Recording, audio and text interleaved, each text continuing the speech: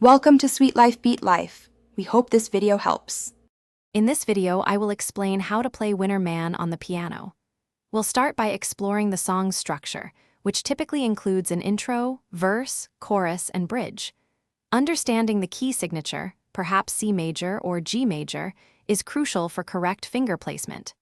We'll then isolate the main melody, focusing on its unique rhythmic patterns. Remember to practice each hand independently to build confidence and accuracy before attempting to play both hands together. Next, let's focus on bringing both hands together smoothly. Start at a very slow tempo, perhaps 60 beats per minute, using a metronome to maintain a steady rhythm. Experiment with dynamics. For instance, play the chorus forte, meaning loudly to convey triumph, and the bridge piano or softly for contrast.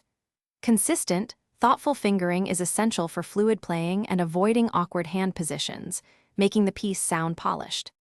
Now, let's add more expression through articulation and phrasing.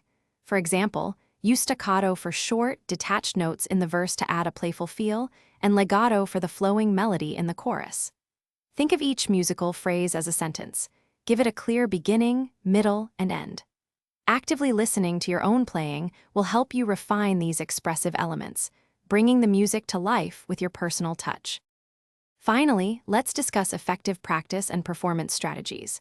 When encountering difficult passages, isolate them and practice them in short, repetitive bursts until they feel comfortable. Recording yourself playing can provide invaluable insight, allowing you to hear your performance from a listener's perspective. Performing for a small audience, even just one or two people, helps build confidence and prepares you for playing the piece in various settings, making it truly yours. Thanks for watching. Consider subscribing if we helped you.